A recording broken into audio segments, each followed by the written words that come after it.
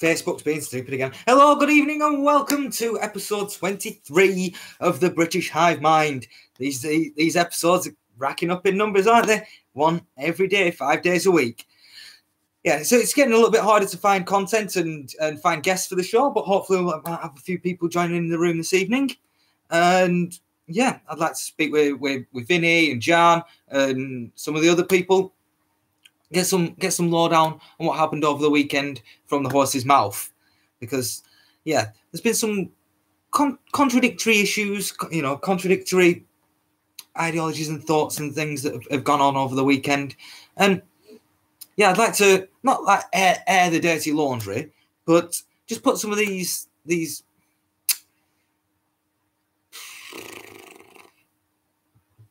put some of the things to bed.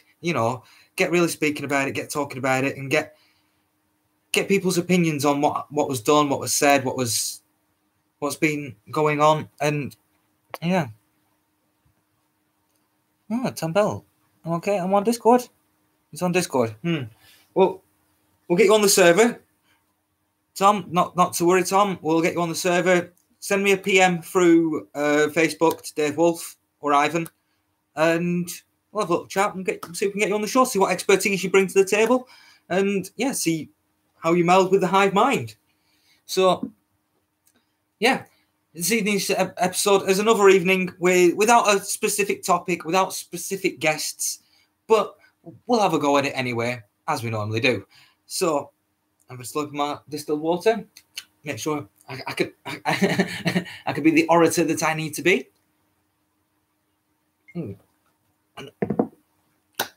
Hopefully, we can start a little conversation going here. Right. So, mic check. 5 by 5. Oh, good. 5 by 5. Having your tea. No, just swallowed half, well, near on a whole grape in one. That's all right. Yeah. I know some people that like to peel the grapes. Do what? Yeah. It's like but wow. Yeah. Well, yeah. That's extreme. That is extreme. But I did have to peel cherry tomatoes for a salad dressing before, which was quite annoying. Yes. But it was bloody tasty. Bloody tasty it was.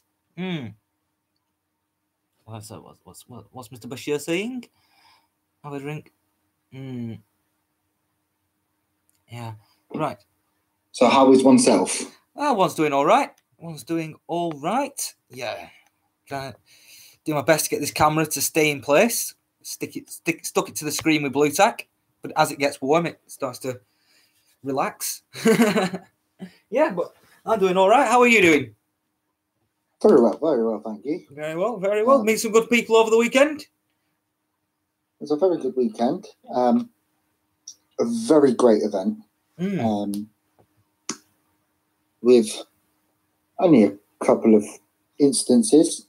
A lot has been twisted, I must say. As it normally is with the mainstream media or any form of media coverage. Yeah, there has been no mainstream media. This is all coming from certain people. Well, I've seen certain articles in like the Guardian and the Independent saying it's far right, EDL march and all that BS that they always put out.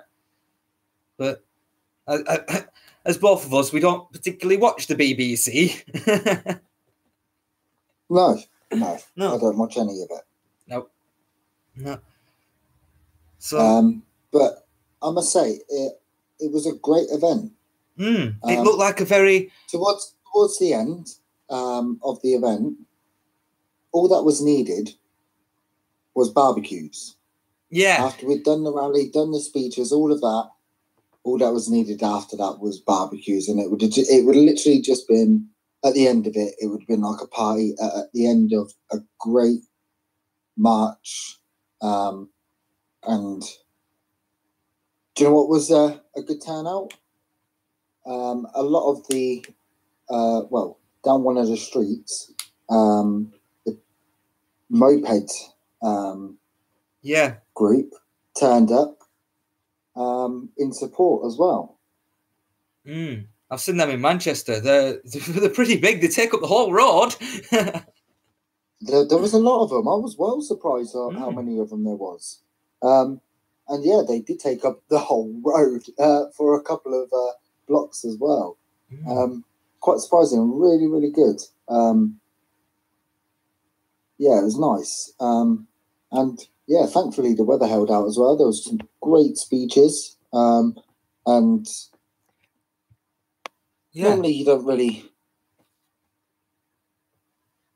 Yeah, I could say, yeah, there were some great speeches.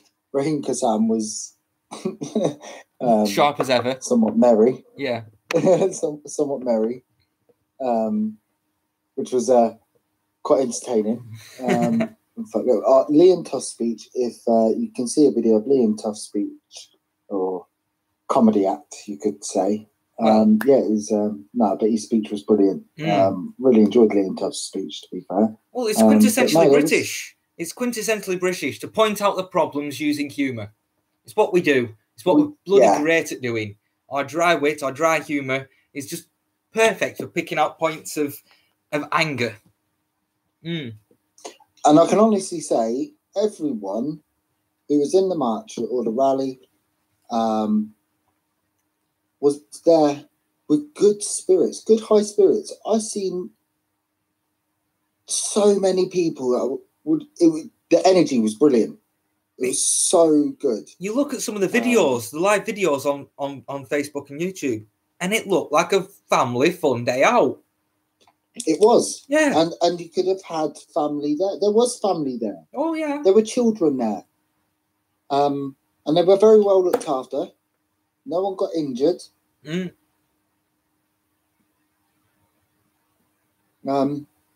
it was a great turnout. Would I have added to it and maybe done things a little bit different? Maybe, yeah. But it was a great start. Yeah, that's it. It was a great start. It wasn't the final battle. It was simply another step forward. Another step with more people, more marching, more action, affirmative action being put in place. Having thousands and thousands of people singing the national anthem outside Theresa May's backyard was, or front yard, shall we say, was quite special. Well, yeah, I'd love to have been there. It looked like it was a great fun day out, and it looks. I don't like to say it like this, but after the speeches were made, it looked like everybody just turned around and walked away. Went, yeah, done now. Bye bye. Off we go. We've done our bit. We said our part. La la la. Nothing. nothing else has to happen. But I'd love to have been in the pubs afterwards, because that's when the real debate starts. That's when the real, moving and shaking really starts to put into place. When the guys are there having a pint, chatting, talking it out, and really bonding with each other. Yeah, connecting with other people, and to be fair, do you know what? You could have done that from Speaker's Corner right up through to the end of the rally. And do you know what? Let's be honest. That's kind of what rallies are there for, to get people connected again, to get that community spirit, get people together, get people as one. And then people that are on the sides, people that weren't even actually attending or knew about it and just probably bumped into what was going on, joined in. They joined in. Well, I'm sure there might have been quite a few. I spoke to someone at the rally. He was like, I didn't even know what was going on. He goes, but if I knew this was going on, I would have spoken to my friends. This seems like a wicked day out. Yeah. And it was brilliant. It was brilliant. Gerard Batten's speech was brilliant as well. I must say. Did I see that? It was very warm, though. Not going to lie. It's very warm. But... Well, to be honest with you, I don't think half the people would have turned out if it were raining. That's a bit of it. But hey, lovely sunny day. People walking around in London in the sunshine. Happy days. If we can get that many people down to Dover, or that many people down to the Eurotunnel, it would be more than okay. I tell you. Well, that's it, and it's the opening. It's the gaping open mouth of our country, where we have to swallow all the from Europe. yeah. Someone in the comments here has asked about upcoming events as well. I'm not 100% sure on the next event in Manchester on the 19th, which is the day of the royal wedding. So I'm not 100% sure on that one. But I'm going to put some more feelers out because it might have been cancelled. It was an FLA march. Or it might not. I think it was an FLA march and it might have been cancelled or postponed. I think it's still going ahead from what I've heard. Yeah, that's what I'm thinking as well. But I don't want to give a definitive yes to it and have people that are watching turn up to nothing. But yeah, the 19th of May, the royal wedding day in Manchester, should be good fun. Then there's the 23rd of June. There's the one before that. There's the 2nd of June before that. I'm not sure on the location of specificities of that, but I know there is a march going on. Who's organising that? Not 100% sure, but I know there's the 2nd of June is a date. Is a date to remember. Could be a London one. I've not heard anything. Yeah. 2nd of June. Then the 23rd of June to be the grand almighty kicking out of Theresa May. And the kicking out of Parliament Day. So that's what we've got on the books. That's what we've got lined up so far. But there could be others. There could be, little ones that we don't even know about. Maybe ones in, Birmingham or Bristol or other places, other parts of the country. I'm pretty sure that the Gays Against Sharia had or are having a march in Bristol or some. Not 100% sure about that one, but But like we said, there's more and more and more civil unrest happening. And it's only going to go one way. More and more civil unrest to a crescendo. To a crescendo where enough people are getting together, awake and aware of what's happening, to make demands.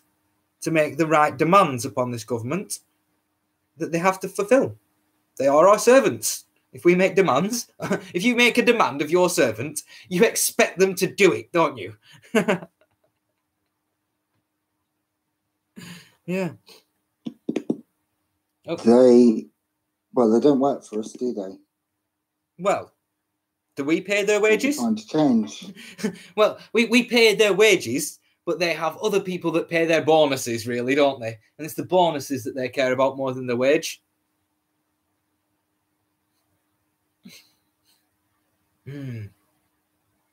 Yeah, and there's that. They're supposed to be public servants, civil servants, but they are slaves of the establishment, the deep state, and the oligarchy of this country. And not even just this country, with the likes of Soros coming in and controlling as he does the globalists and the globalist agenda. And that's what they want. What else we got? Thanks a lot for watching. Yeah, we've got more people tuning in. So, what I didn't see from this weekend's action, and I say it time and time again, an ultimatum. I never saw any form of ultimatum, any form of, unless you change the hate speech laws or abolish these hate speech laws, we're not going to move, or we're going to take this up and ramp it up to the next level, or, an ultimatum. to make demands upon the government to make the changes that we're demanding on the march.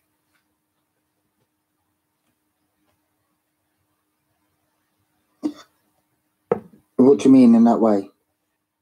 Well, if you do a march like we did, and you go there and you say, this is the problem, this is a problem, this is a problem, everybody's getting together and we're highlighting this problem. If you don't offer them the countermeasures to address the problem and tell the government what to do about the problem, they'll just say, well, we'll take a note of that and we'll see that as a problem, and it'll just fall upon deaf ears. You know, if you went to a protest and said, all right, unless you change the hate speech laws, abolish the hate speech laws, if you don't do that, we're going to take it up to the next level, and you might even have rioting in the streets. Not calling for it, we're just saying it's there as a yeah. It's something that Tommy said a long time ago, isn't it? About the state creating monsters, and I guess that's what he means by saying that. By saying creating monsters, like people wanting to harm others because of their anger and their hatred, I would imagine it's turning to. Well, if there's no, like, it was a march for free speech. So if you can't say your mind and say how you feel, you bottle it up. And that glows white hot inside of you. That rage, that pent-up anger, that feeling of abandonment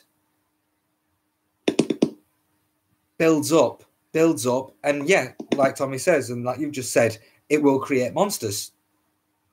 On both sides of the argument, you know, we've got lefty monsters, we're starting to push towards right-wing monsters, you know, all these neo-Nazis. Where do you think where do you think their anger and their ideology comes from? The fact that they are shunned by society. You know, I'm not saying that they should be welcomed with open arms by society, but they should have, you know, the right to say what they think and what they believe. And we should have the right to mock them for what they believe and what they think. As they should have the right to mock us. But if there's no civil way, no way to debate, no way to get your point across, no way to address these prominent issues politically or through a debate, through normal everyday methods, it pushes people to a point where they see no other recourse. They see no other way to get their point across. And we say it again and time again, it's all by design. They want to make us afraid to say what we want to say. They want to keep this pent-up hatred. They want to keep this bottled anger so they can unleash it as and when they want to and as and when they see fit. And that's the establishment, the deep state I'm talking about. They want to use our negative emotions and our negative feelings to further their cause.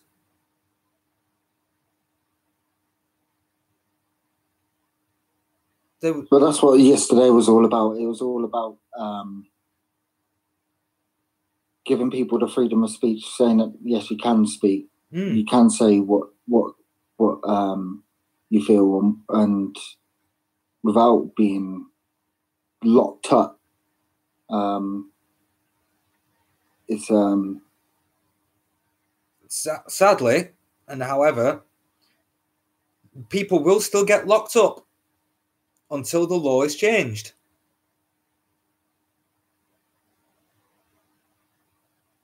Well, more people speak out, the less that they can do. The faster the law will get changed, yes. I agree with you on that. The more people speak up, stand up, and shout about this, the better, and the more chance we've got of success in changing these laws that have.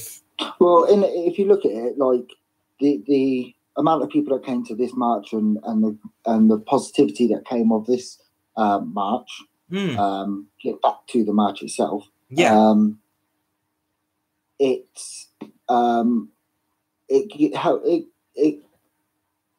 Other people will now go, oh well, I'll go to these events then if this is what it's like, because a lot of people don't turn up to these events because, well, one, they can't afford it, or they just do not know what it's going to be like. There have been a lot of people been told that, they're just there for trouble, and none of the sort. The opposing people, yes. I'm not sure if anyone's seen Ali Dawah's friend, Mohammed Hijab, yeah. sucker punch a police officer. Yeah. He assaulted a police officer. That is the reason why they was escorted away. Oh, so I've seen that video. Yeah. It also wasn't invited. Well, I did see on one of Tommy Robinson's live feeds and one of his live videos prior to the event, he did say he might, I'm emphasizing the word might there, be inviting Ali Dirtbag Dawah to speak, because even though we don't want to listen to him and we don't want to hear what he's got to say, he's got the right to say it. So that sort of, broadening of the free speech movement. But I did see that he might, and I have seen and uncovered other things with regards to the invitation. And yeah. That was Lucy, as far as I'm aware. I've read that also. But that invited. But well, but they caused nothing but trouble. Well, obviously, well, yeah. Why turn up with a gum shield in your mouth? That's what I didn't. Because he's an MMA fighter, and he was prepared to fight, and he was prepared to die for Allah. Calm down, David. Yeah, hello, Jan. How's it going, mate? Yeah, very well, thank you. Sorry, I arrived a little bit late. I was a little bit immersed in some video editing that I was doing. How's everyone doing? We're doing well. Yeah, doing well, mate. Still recovering, man. I'm so dehydrated. Gallons of water as well. It's good. Stay hydrated. This heat is intense. Isn't it just? Good day, though. I must apologise for my late arrival. What have I missed? Oh, just give I just went a brief overview of what happened and how, how other people who, I explained how other people that weren't even there on the rally or march actually joined in with us and said it was great, it was fun. Yeah. And I saw quite a lot of it, if I'm honest. I didn't want to go in too much depth. Obviously, what happened with how is your friend? He's recovering well. He didn't need too much other than a couple of stitches and so forth. So unfortunately, they did manage to get in a sneak attack when he went outside to buy some water. But again, it's typical of the left. It's very cowardly. It's very dishonorable. And they're going around on social media going like, they hospitalized like 5 of our guys, and it's kind of like, no, this is propaganda. No, you did not. Nobody was hospitalized, and you fought like cowards.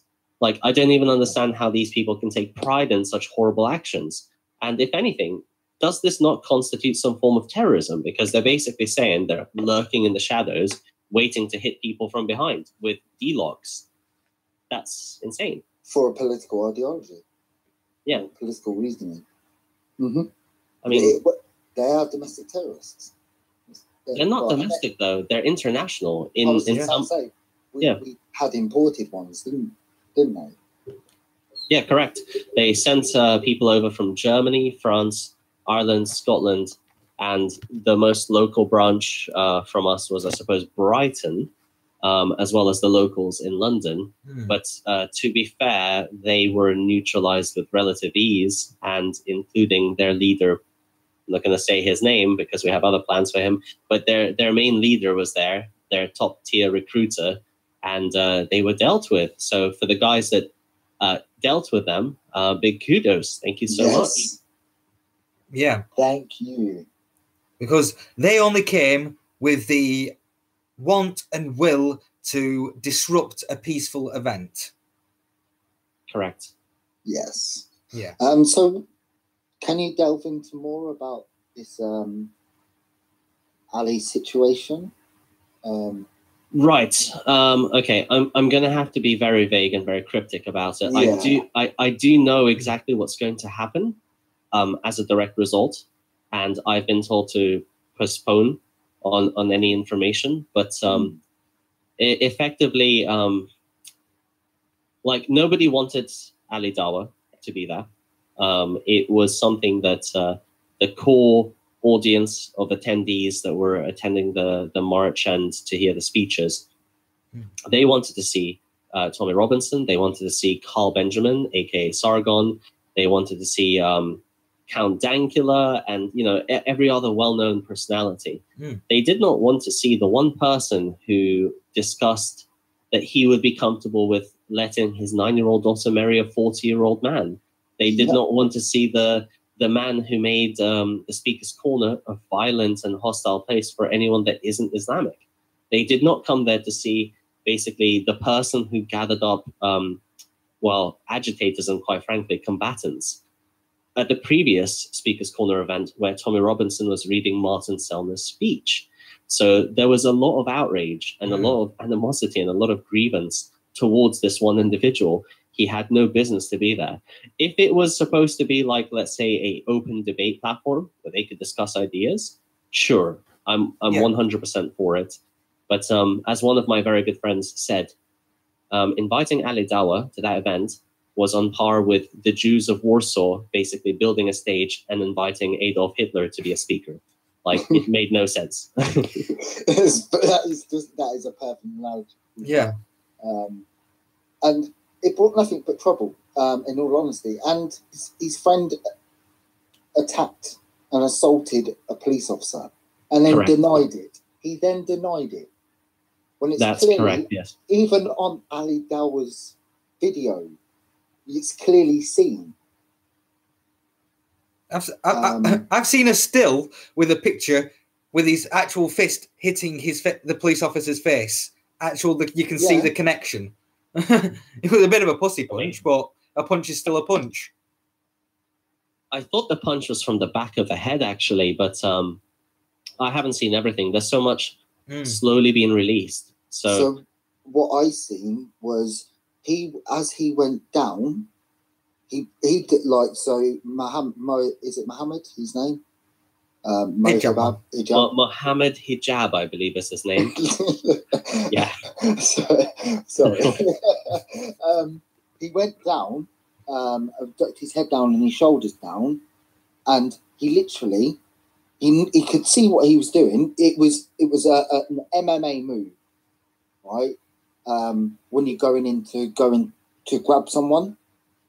Yep. When you go to grab them over the shoulder, so you go under one arm of the person and hand over the other side of the shoulder, and then drag them over. But he done it in such a way that he could punch the officer. So he tucked his hand in a bit more, punched the officer, and then dropped his hand and his body down and turned. And he turned outwards, so he went towards the fence. And then he still had and then he drew his hands up towards himself and then released them because he seen that there was no tension. And then when he seen that there was an officer and there was someone else in the corner, bottom right corner, they noticed him.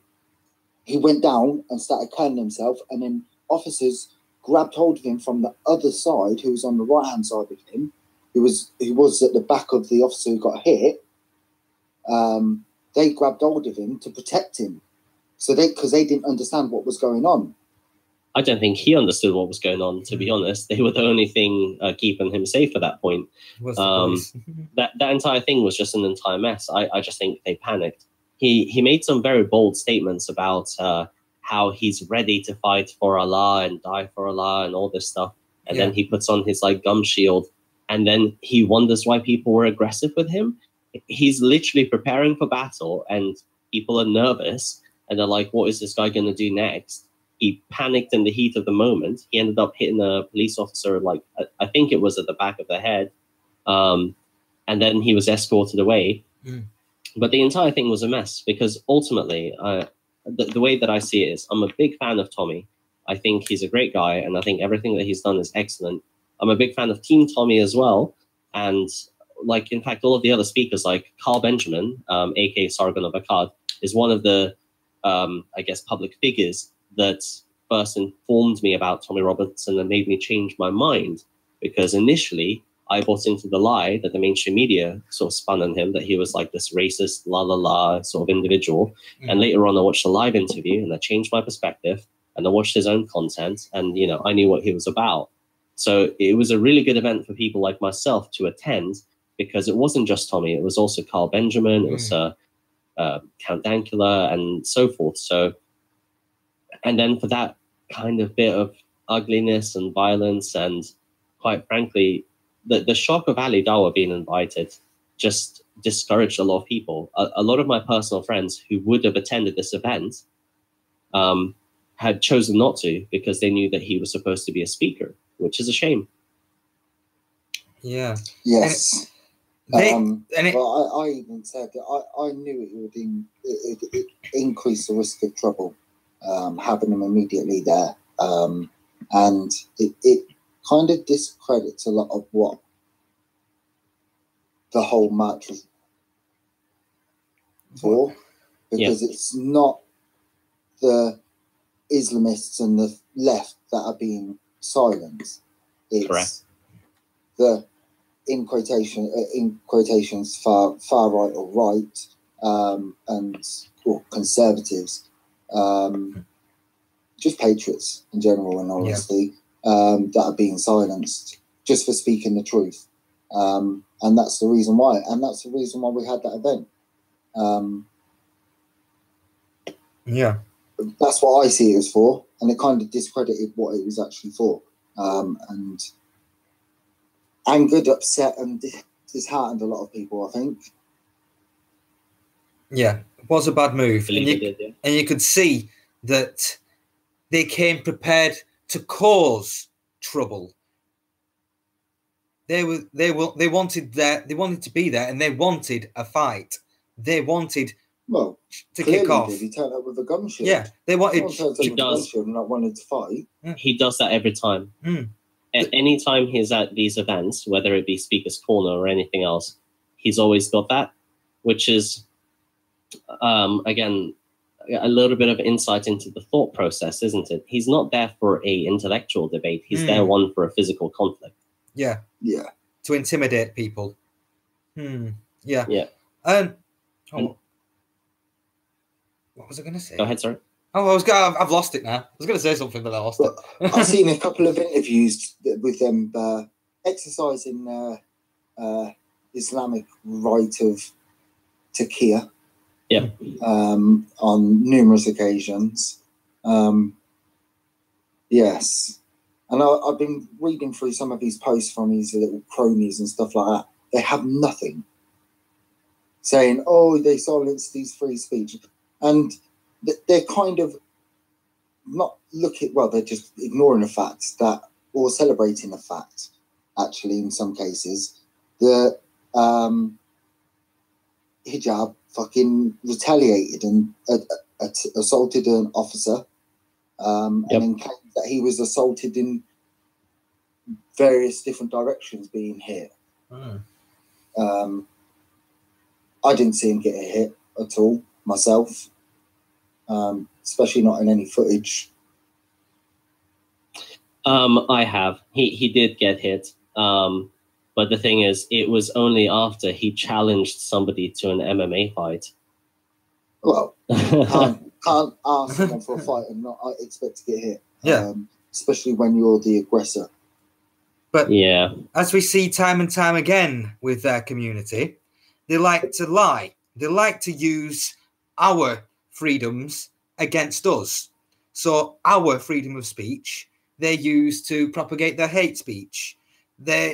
Our freedom of religion, they use to try to cover up the disgusting beliefs of their religion. Well, their cult, their political ideology, really. And they... Yeah. Well, it's both. You see, Islam is a mixture of the two. It's actually a very right-wing imperial ideology. Almost Why definitely. do we get demonized for it, but they get the okay from the left? Is still mind-boggling to myself. Well, it's the do unholy... you know how I explain it to a lot of people? Look at the black cube in Mecca. It's called Saturn worship. Yeah. Look into it. No, I know. It explains a lot. I know you know. We know. There's a lot of people out there that don't know and don't understand the meaning of that black box, black cube. You see, this is one of the things that I actually really enjoy about these events. It's not just about the actual main event itself, but the opportunity to meet some of the others afterwards and just have a bit of an open dialogue and discuss things, make new friends and so on. This is one of the reasons why I encourage everyone to attend these events. And with the likes of the veterans and the football lads, they are making these events much, much safer for regular people to simply attend and feel that much safer. So, like, regardless of how we view the main event and its organizers and so on, whether it was a success or not, even if it was a 100% failure, it was still a success because people turned out. And that's the main thing. Yeah, that's what I said earlier, wasn't it, David? Yeah. Just before you popped on, I said the connection that you make is so much greater. And it also encourages other people to come to the events because of one, like you say, the events being made safer. And that's ultimately what the football lads and the vets are doing. And as proved on Sunday, very successful, I'd say. And like you said on Daily Brexit, the police, honestly brilliant. They've done a great job. And I see that they was quite thankful to us as well. Yeah. In some ways. Because there was a lot of us that helped in with like keeping the march in order from various points. I seen that it was nothing but success in my eyes because, like you say, the connections that are made and the ability to be able to then meet up with these people after to even organise your own events or to have open dialogue and brings a lot more opportunity to the table. 100%. I mean, in another group that I want to thank for basically standing their ground and in solidarity is Generation Identity. These guys are absolutely amazing. They have some really great people there. And also the Proud Boys, Gavin McGuinness's lot, you know, these guys are like proper patriotic. They'll defend people in need. And when we were alerted that Antifa were basically smashing up pubs and attacking people in them, whilst I went and I notified people who were enjoying themselves and having a couple of drinks about the risk factors and the reality of the situation, many chose to make the decision to leave, and I can't hold that against them. But Generation Identity held their ground with the rest of us, which is brilliant. We need more people like that simply say no to these, quite frankly, terrorists who are targeting people in their moments of weakness. When people are out drinking and having fun, these guys are like, well, I'm going to use a bike D-log at the back of your head and escape. Like, there's no honor in that. That is absolutely abhorrent. And quite frankly, all violence is abhorrent and should be condemned. And these people celebrate it. I don't understand how they attempt to portray us as the bad guys. It's mental. That's what baffles me. And we're just defending ourselves, and that's all we do. And now we're having to find other ways to be able to defend ourselves, to create a safe environment. Yep. Well, we see it. Yeah, it's crazy. Without saying too much. When before we went before the event finished and we went out to like the pubs and everyone was relaxing, there was this one gentleman that sort of approached us and he seemed like a little bit worried and so on. They were like, "Hey, are you okay?" and so on. And he was like a bit distraught, and I didn't really understand why. I thought maybe it was just the actual heat because it was a hot day sort of getting to him. And he asked us later on, like, if we could arrange an interview with some of the people and so forth, and we tried to accommodate him. And later on, we discovered that he was actually working for like this kind of like a Jewish media company that was like recording stuff. And he was actually attacked by the left, and he crossed over to the right where he was protected. How, doesn't this tell you like the telltale sign of the times? I mean, who are the real brown shirts basically at this moment in time? Well, we see it time and time again. Yeah, he was attacked by the Antifa and the anarchist lot basically, and all that he was there, as far as I can tell, he was by himself, and he was just a independent media, and they attacked him for being Jewish. Madness, absolute madness. That's disgusting. Well, we see it time and time again that the people that are patriotic, the people that are proud to be British and English, they're the ones that are there to protect others, that want to see the event go off without a hitch. They're the ones that take pride in these events going off without a hitch, that take pride in the family unit, that take pride in these events being family friendly. And we get demonized. We're the ones that get demonized when we see time and time again it's the left, it's the Antifa scum that go out there to silence the free speech, that go out there to violate the human rights, that go out there to be violent and generally terroristic. Yep. And I concur. And too long have we seen this sort of social fear. Not actual fear as in like a phobia, but a social fear of being tarnished with the wrong brush. Even within their own mind. Yeah, where we're seeing people not attend the events because they'll be tarnished with the right-wing brush. And you see, that's why Antifa always cover their faces, always wear masks, always do hit and runs, because they know that the tides are turning. They are the ones in the wrong. And if they get found out and they get doxxed and they get identified, they will become the aliens in the society. Absolutely. They are the aliens. Actually, they're just degenerates of society.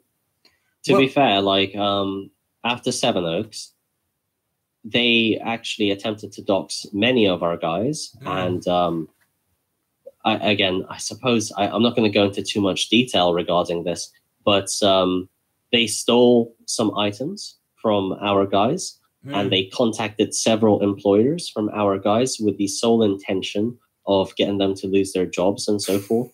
And they did it in force. There was like a group of 20 or 30 different people contacting employers, saying this person is insert pejorative here and so forth, just going by rhetoric. Now, the thing is, most employers, they won't fact check. They're not going to sit there and go like, did he or did she, did this happen? Did this not happen? They think to themselves, this could be bad PR and bad image for this company or this restaurant or whatever it may be. And they take the safer option, the path of least resistance, and to simply let that person go, which is why the whole doxing thing is such an efficient tool that the left abuse, quite frankly. Now, if people on our side started to do the same thing, I really doubt that they would like a taste of their own medicine. Well, that's the problem. You see, a lot of these Antifa smeg are unemployed and unemployable. They are getting government stipends, government handouts, they're living on welfare, or they're getting political handouts from being. Can I blow your mind with something real quick? Go ahead, blow our viewers. So I came across an organization which is known as Best for Britain. Have you heard of it before? I've heard of it, and I believe that they do not want the best for Britain. Correct. Absolutely correct. Yeah. So this organization is associated with George Soros, who is doubling up. Yeah. He's doubling up their GoFundMe for any donation made. And I do believe since February, they've raised around 800k pounds on their GoFundMe. Now, they're recruiting certain jobs as well. And I was like looking through these jobs, and one of them was a online marketing director. And this job had a minimum salary of 55k and up to 65k based on experience. And the number one role responsibility was to quote unquote stop Brexit. These people are cancer. They are so ideologically driven, it baffles the mind. But the financial backing going into this organization is huge. And this organization is with George Soros, Peter Steele, and I believe the third one of interest was called Kalinske Atkinson, approximately, something like that. But that person is associated with J.C. Penney and Goldman Sachs. So yeah, huge money in that one organization. And some of their online content, if anyone cares to have a look on their website, you can donate money to them on a one-off thing or on a monthly thing. Or if you're like a group of leftists and you want to do some kind of a counter campaign or some kind of a campaign, they have a grant form that you can fill out. They'll, on average, give people up to £500, and in exceptional cases, they will give them up to 1,000 British pounds, and they're funding leftist activities across the entire United Kingdom. So these are the kinds of people that we're dealing with, unfortunately. So whilst they might not be employable, they are well funded by people like, well, Mr. Soros, frankly. Yeah. I was thinking, when you started to mention figures and giving people grants to go and do things, is there any way we could possibly infiltrate that and get them to pay for us and our events as well? I recommend everyone to have a look. Yeah, is definitely. All I'm saying. I can't advocate for anything, but have a look. Yeah, and if you feel like launching a right left wing event, a righteous one, say it's left wing, and socialism, and get some money off them, and we'll turn it right. We'll turn it right. Yeah. Change of perspectives happen. I mean, it's real life. People always change their opinions. Yeah, you can have a change. Sorry, you guys carry on. I just need to pop to the lavatory real quick. I'll be with you in just a moment. Yeah, no worries. Because we live in a nice secular society where people can have a change of opinion. and we do have... It's part of life, isn't it? Yeah, of course. Of course it is. Nobody's... Your opinion can be changed on a whim. If something has the right label on it, you can want it. If something has the wrong label on it, you might not want it. You might then taste it, and you might go, ooh, I like this one better than the label one. I've changed my mind. Oh. Yeah, but that's just... Well, I'm still baffled on how Soros is still allowed to even have anything... Breathe. to do with it. How have we not banned him? He needs to be banned from every country. He's a cancer.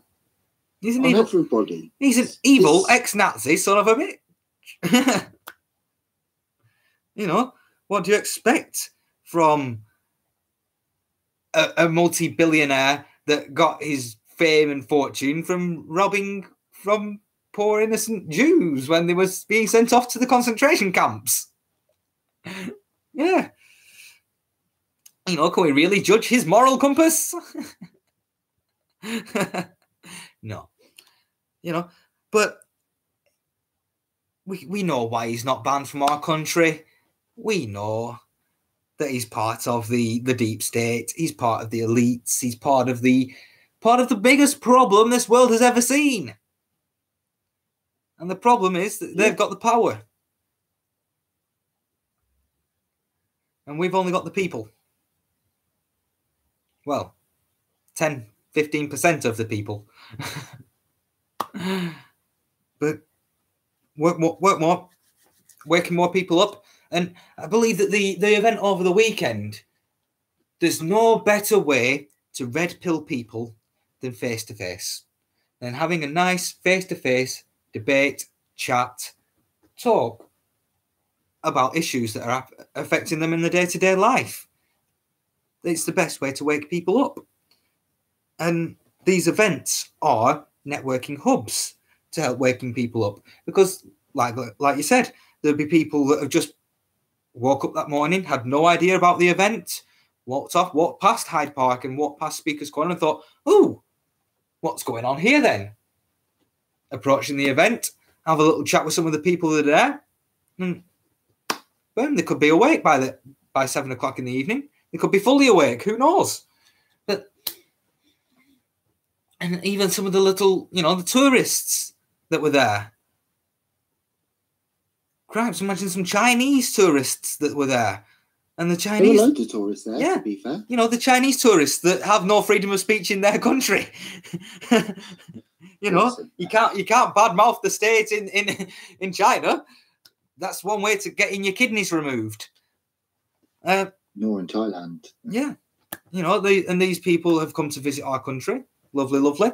And they're now getting a taste of the fact that we're having to fight for our freedom as well. And hey, it might even hopefully inspire them to go and do some political work on their own in their own country. So, and I'm back. Yeah, I'm just saying how the event is a great way because face-to-face contact with people is the best way to open their eyes, to awaken them, to give them the red pill. And it's 100%. I mean, one of the things that I want to sort of let you guys know about is I'm not sure how familiar you or your audience is with what I do. But effectively, my entire campaign is uniting the right. And I've been very proactive, and I've been working with the likes of Vinny for the reality report. And I've been liaising with various others like the Lads, the Vets, and as well as Generation Identity, Young Independents, and even the Liberalists. And as of maybe, let's say, 3 weeks ago, before Toure was banned from re-entering the UK, we had a really nice get-together and a peaceful discussion and practice democracy. Right-wing views, discussing it with the left-wing views, just like our forefathers practiced democracy. Nothing violent and so forth. And even last Sunday, we did the same thing. After the event had finished, we had the left and the right sit together, discuss ideas, had beverages. Everything was friendly. There was no drama. There was no violence. The violence is introduced by the communists and the anarchists and the degenerates, quite frankly. Yeah. Because their main agenda is they don't like democracy. They don't respect it like we do. But what their intention is, if they can keep the left and the right from having an open dialogue, they aim to polarize people, which will make them intolerant, which will lead inevitably to violence. And by destabilizing our democratic values, they aim to establish communism. And as we know, every time it has been attempted, it has failed time and time again. And we mustn't let them, do this. So be tolerant to the ones that are willing to listen and have that dialogue, and don't be, one of these guys creating division. Extend your dialogue out to someone of an opposing view, because you might change their mind and they might change your mind. Yeah. Perfectly said. Brilliantly said. You have to be open. Brilliantly said. I enjoyed that. I thought the pubs after the event probably a bit more successful than like the actual event itself in some ways. There was loads of people that I spoke to that wasn't there at the actual event, and we was there quite late as well. I was there until about maybe 11ish. Yeah, I think it was about because it was about 11. Because did you leave with Vinny? No, Vinny. No, Vin- he had to leave. Unfortunately, one of our colleagues had a bit of a medical emergency, so he had to leave early, and I stayed behind with the Liberalists and Generation Identity, and we were just having fun and enjoying ourselves. And then the communists came. Yeah. I wish I'd stayed around then for that, Jan. Do these communists? Right. I mean, it was fine. Did they know about communism, and did they know that they will become the proletariat? Do they know this? These people, because they're not going to become the bourgeois. They're not going to become the rulers of this communist state that they look to. They're going to become the slaves to this communist state that they want to ensue. It's madness. What's a madness? The problem with communism is it's romanticized by the champagne socialists who haven't really worked hard in their lives, and they think it sounds fantastic, and they have some kind of a sense of guilt that they were privileged to such a extravagant and luxurious life, and then they become sort of radicalized and reject what was given to them as a form of privilege. And then comes the projection: you're a privileged heterosexual white male, la la la, and all this stuff. And meanwhile, everyone else, like, looking at them are going like, what the hell is this privilege you're talking about? Like, I'm working my ass off. I'm barely paying for my bills. I'm being called all of these racial slurs. What did I do to deserve this? You know, your average person is confused and shocked and, quite frankly, disgusted by their behavior.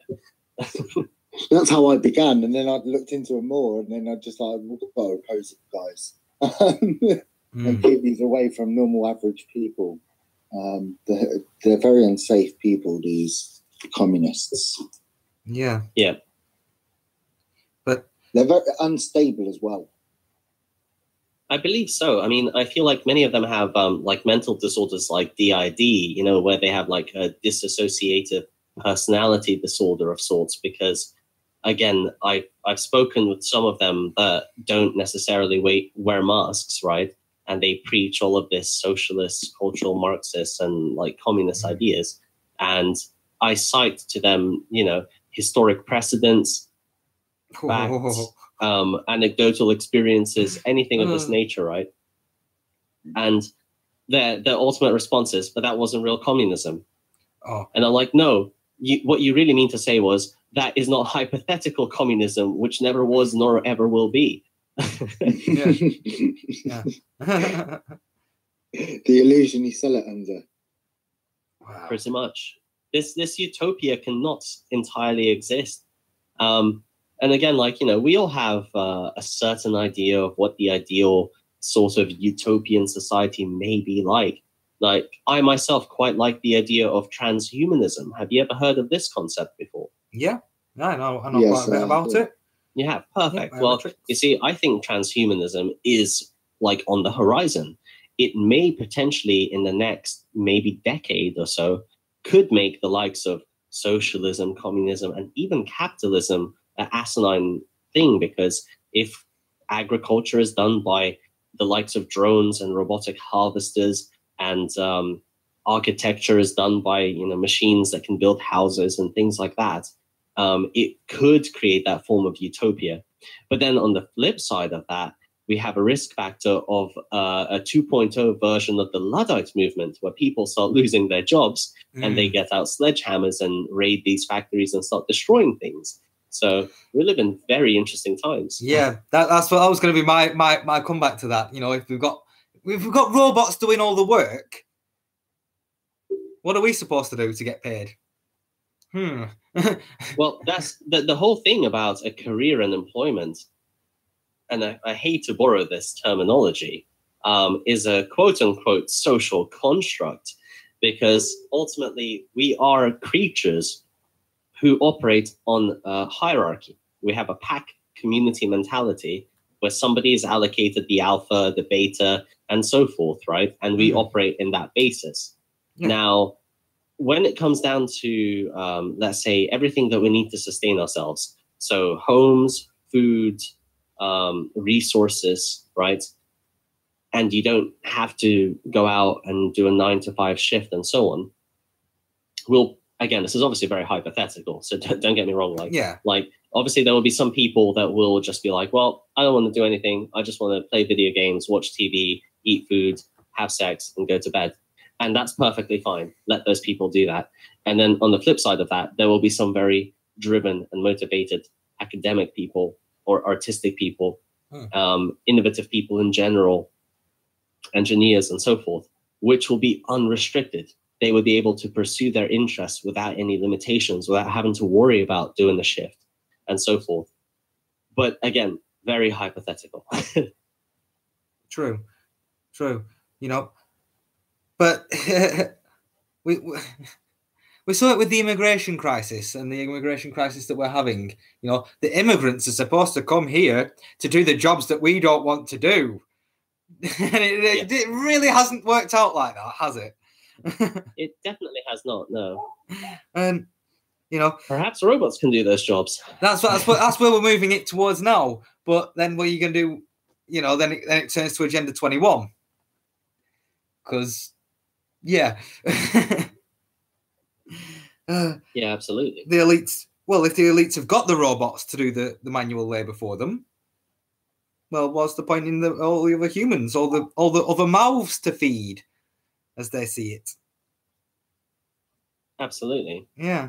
So isn't it funny though, actually, how all of the countries who have been, and I'm again going to borrow this term, culturally enriched by communism and Marxism, don't want anything to do with it in the current age. Like all of the countries that have lived through it don't want any socialism, any communism, reject cultural Marxism, right? Meanwhile, in the West, we have, again, these champagne socialists that are like, wouldn't it be great if we tried this? Starting to embrace it. Yeah. Yeah. Have you guys watched that interview with a Russian spy, a KGB spy? He was a defector somewhere in the 80s. His name was Yuri Bezanov. Have you seen that interview where he discusses ideological subversion? I've heard of the person, and I think I might have seen the interview. Right.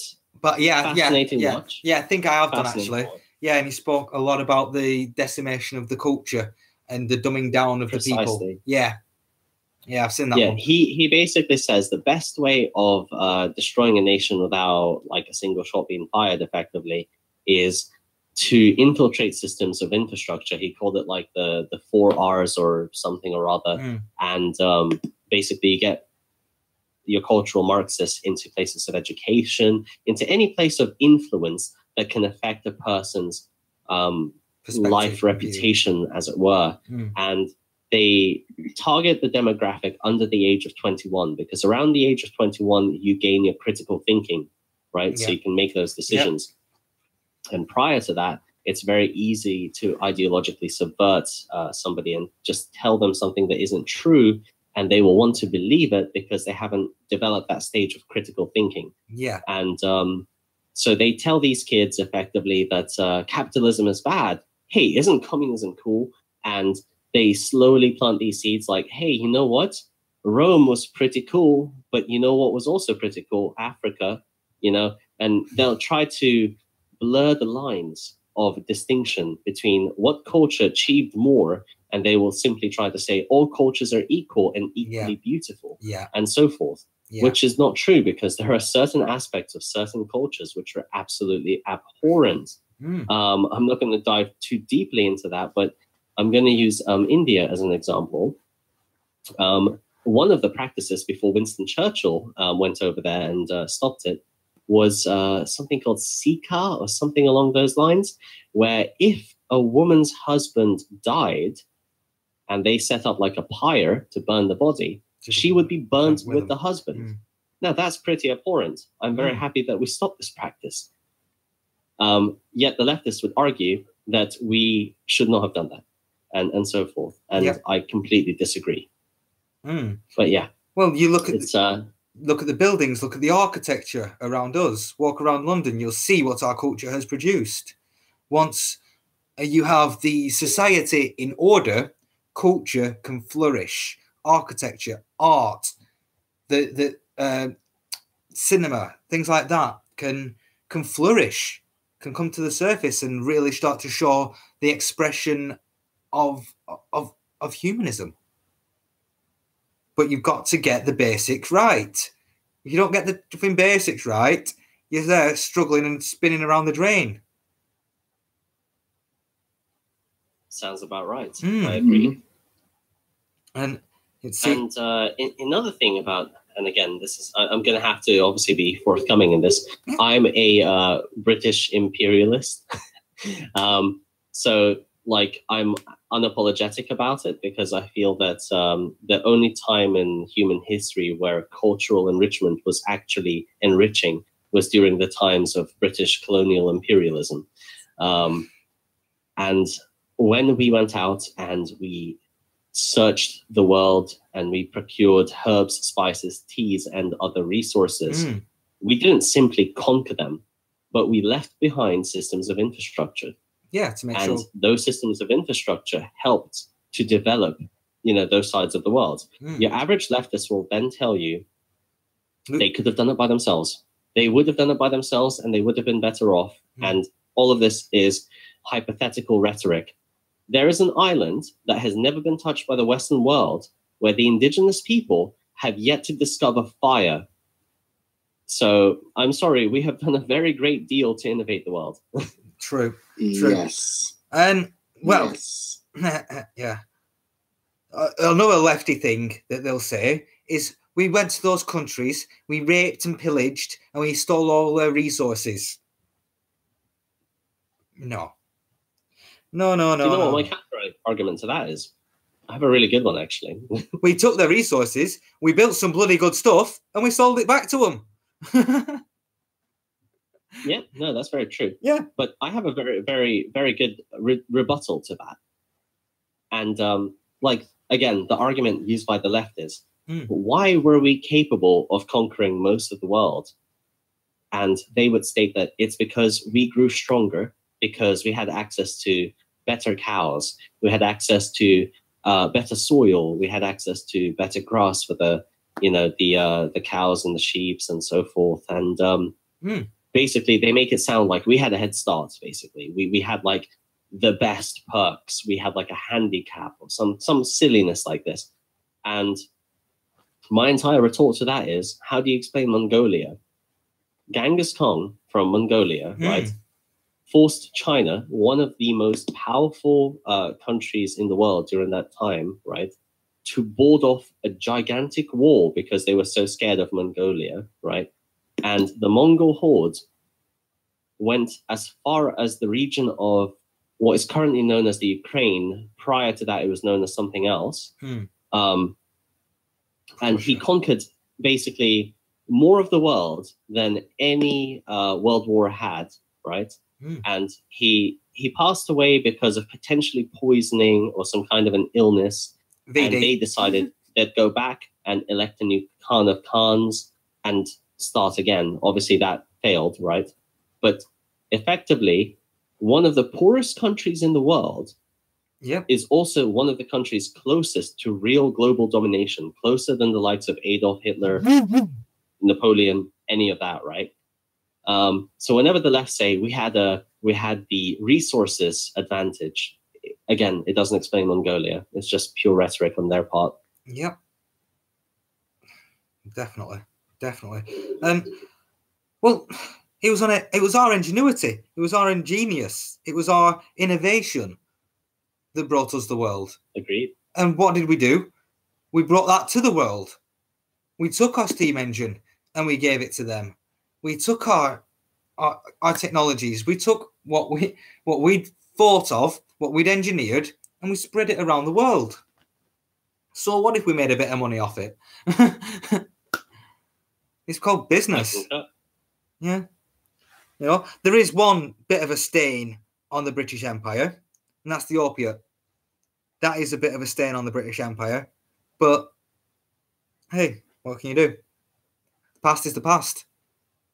What can we do now is we can get rid of the poppy flower. Get rid of it completely.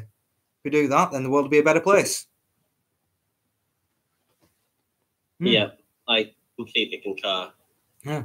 Um, But our deep state seems to see fit to protect the poppy flower and the opiate industry for the likes of the pharmaceutical industry. They see that it's better to serve them than to do the world a global good. But yeah, yeah, saying that you are. Unfortunately, we live in a very weird time. Like, it's not even about nationalism anymore. It's more about it's kind of like, or I suppose the best way of explaining it is, it's not about nationalism versus nationalism, right? Because that's what the world used to be like. It was like, let's say, the English versus the French, right? But now it's nationalism versus globalism, which simply wishes to erase borders altogether and dilute the world into a form of non-distinguishable heritage and culture, right? Yeah. So, like, I suppose in the past, nationalism could have been perceived as a problem of conflict. But at this moment in time, like, the main thing that we have in the UK isn't even a problem with immigration.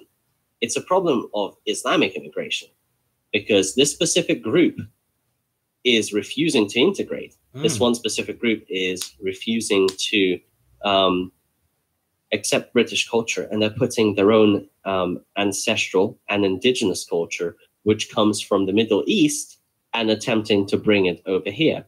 Now, that to me is unacceptable. Yeah. If you wish to practice it, by all means, practice it, but only do it where it is legal, which is obviously in the Middle Eastern countries. And that's not a hate statement or a hate speech or anything like that. They're perfectly within their right to do so. But for it to undermine the ancestry, the heritage, and the culture of the English and across the UK or the Americans or any place across Europe is, quite frankly, unacceptable and can only be observed and perceived as a hostile and aggressive action. It is, exactly. Yes. It is based totally agree. It's based more upon invasion than anything else. Now, what we see is the unholy alliance between the deep state establishment and left and Islam. You see, you've got Islam bringing its own culture over here, trying to undermine ours. And then you've got the education system, the political correct system, all undermining our British culture, our national pride. And I just want to mention this because I've seen on a few Facebook posts of, beaches being covered in litter, parks being covered in litter after the events of the weekend. Now, that to me is because of a lack of national pride. If you had national and it's pride, also very disrespectful. Yeah, like they have no respect for the indigenous people, which is why they do it. Oh, you want to see the litter around my area, mate? You want to see the litter around here? It's disgusting. It's disgusting. The roads are covered in it. I think it's. I'm just trying to remember the place. I think it's in Singapore. In Singapore, if you attempt to litter and the local people observe you throw in litter, they actually actively go out and beat people up. They will actually fight people who litter. Isn't that crazy? I think you're true. I think you're right there. I've been to Singapore. I didn't. I don't like littering. It's very hard not to litter in England or UK when you have a lack of bins around. But Singapore is one clean and beautiful place.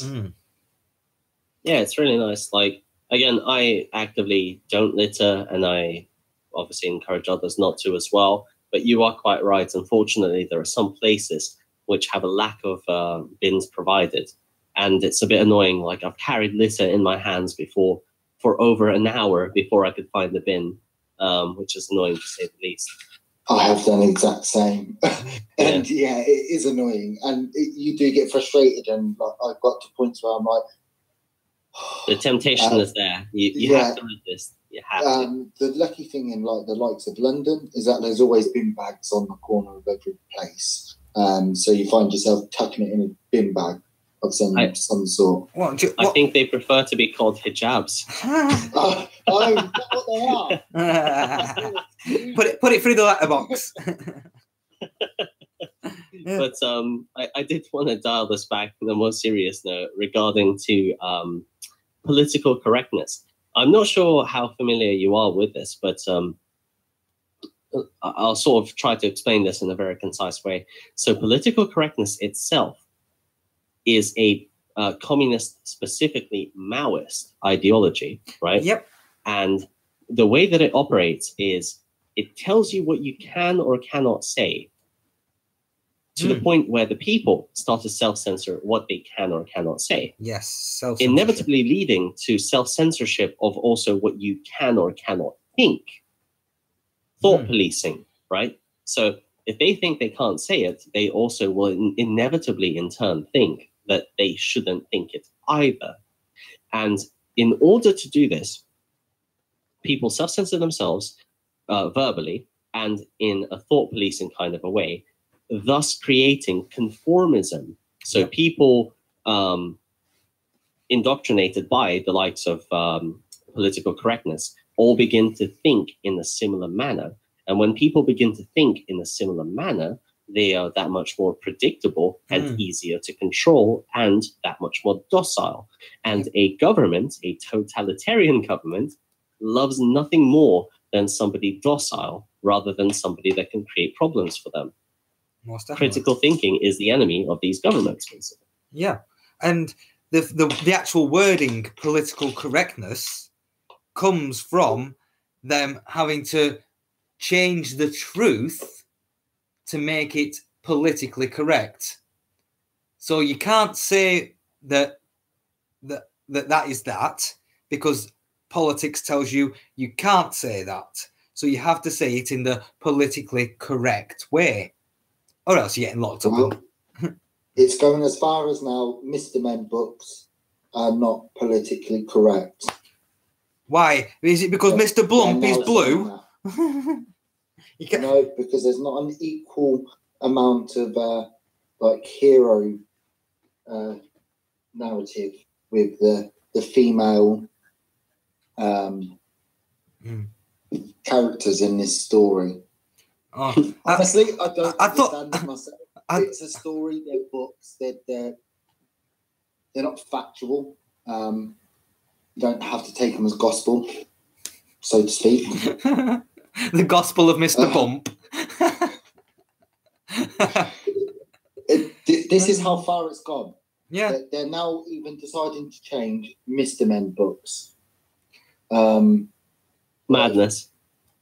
Yeah, it's beyond belief for me. No, he's trying to enforce political correctness on children. He's trying to get the children to censor themselves. Because if you can start them at that age, Christ almighty, what docile muppets are they going to be by the time they hit 21? Yeah. Yeah. And they are not afraid of using children to politicize children, to indoctrinate the children. They've been doing it for a long, long time. Yep. You know, I'm going to have to be very cryptic and vague about this, but the Antifas are using children. Yeah.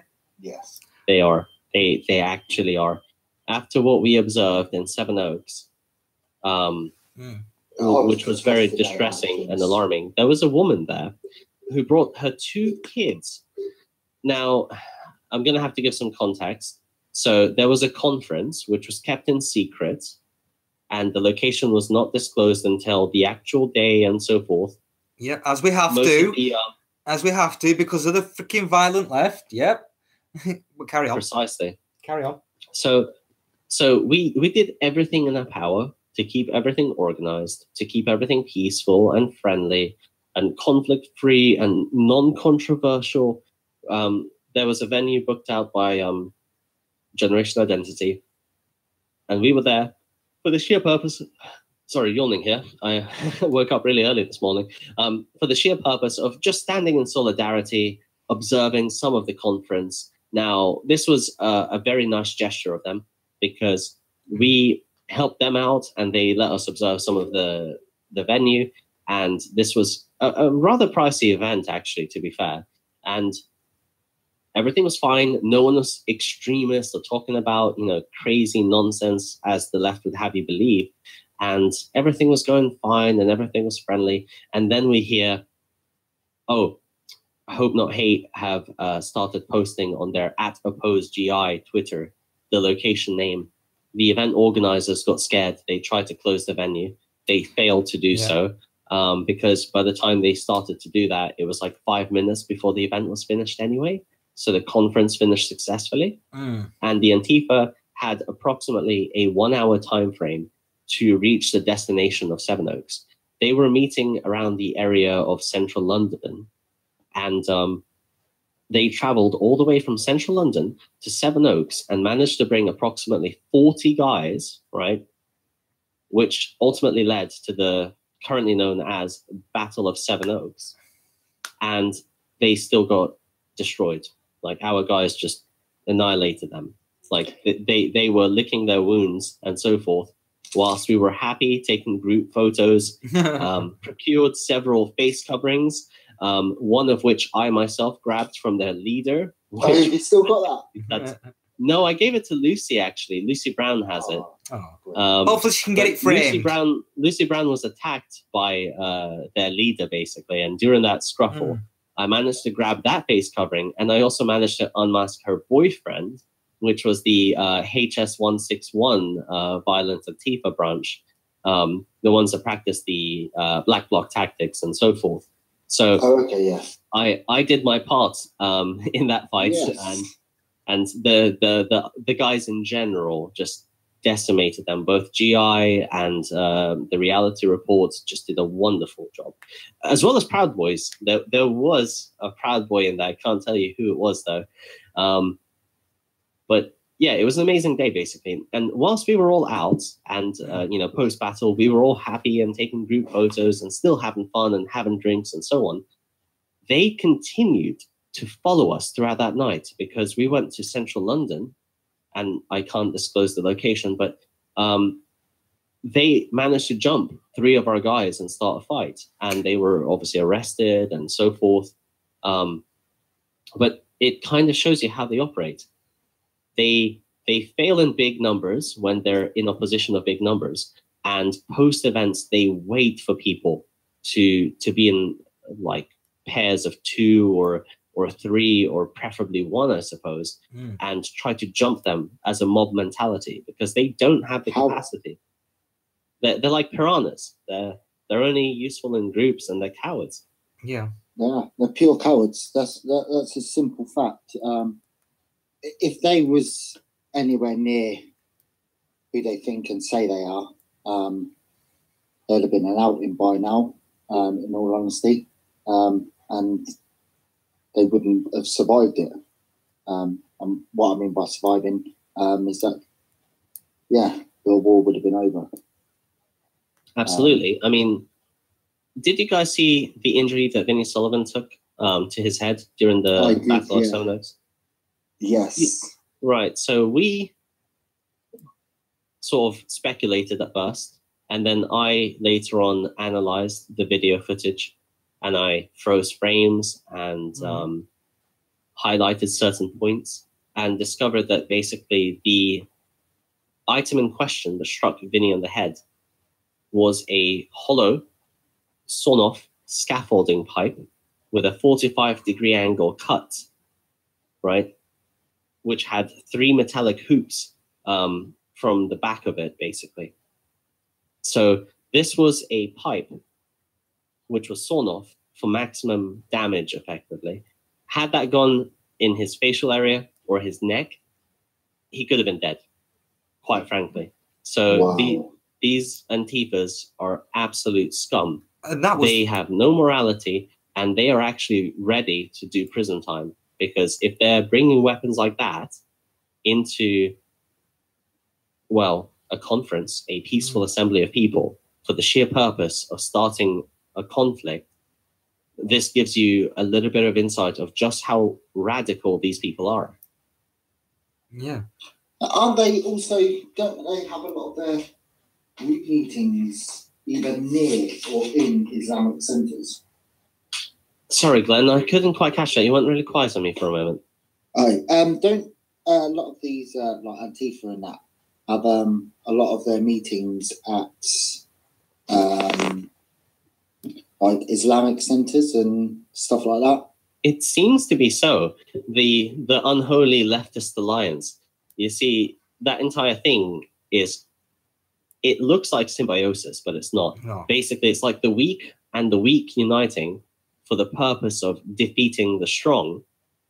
And both have the same mentality that once the strong has been defeated by the two weaker parties, that they are dominant to the other, and then they can conquer the other. Yeah. Now, the leftists would lose, quite frankly. The enemy of my enemy is my friend. Yes. Until my enemy Yeah, is leftists defeated, would lose.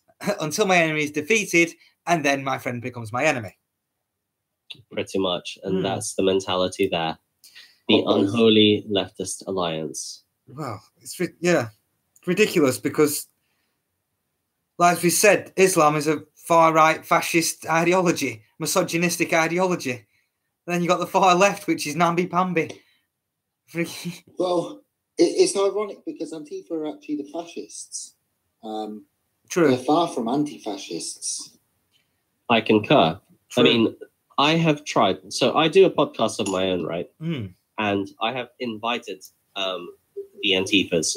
I've invited their leaders, their regular members, and so on. And they don't want to. They say stuff like, so I send some of my guys out to ask them sometimes. And one of my guys had the following response, which was so courteous. It basically said, we have no interest in having a discussion with quote unquote fascists. We have an interest in you being dead. Huh. And it's like, wow, isn't that lovely? You are so charming and so tolerant. I don't even know what to say. Like, and the thing is, like, I still try. I'm still attempting to open that dialogue with them because I feel like that's the only chance of a peaceful resolution with these people. Mm.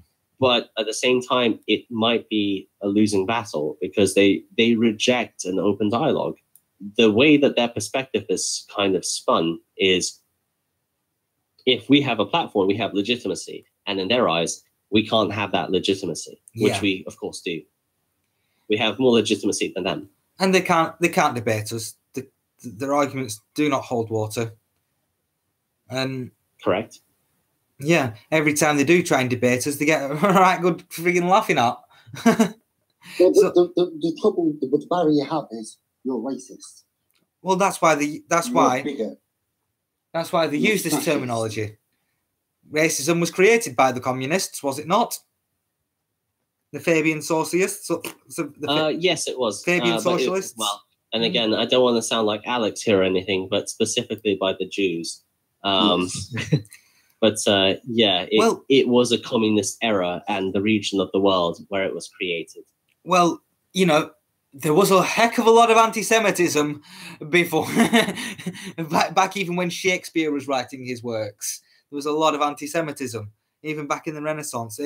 Back even before then, there was a lot of anti-Semitism. So Absolutely. that was like, they knew what racism was.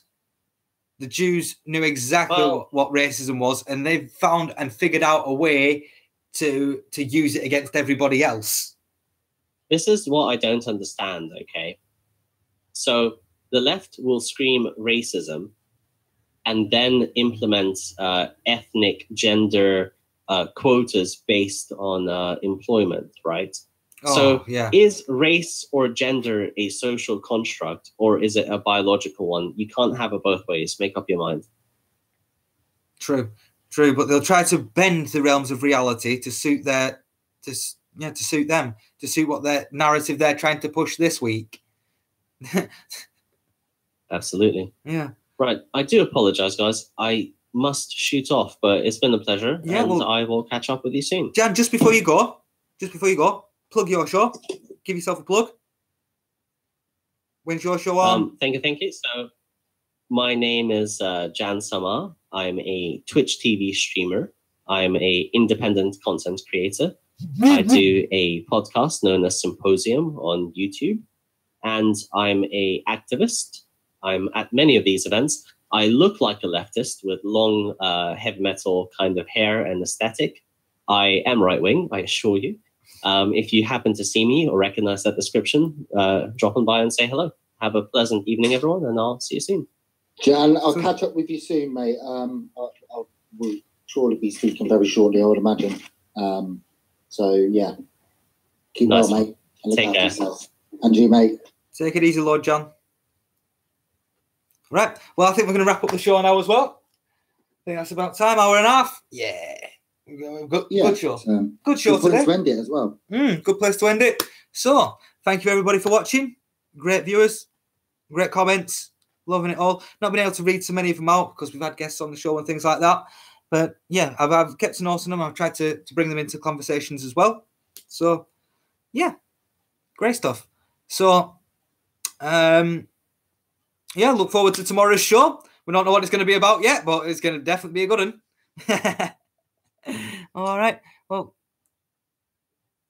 thank you for everybody watching on YouTube. Thank you for everybody watching on Facebook Live. And any final words? Good night. God bless. Look after these people. We're finished. What? Are we finished? No, we're not finished yet. There we go.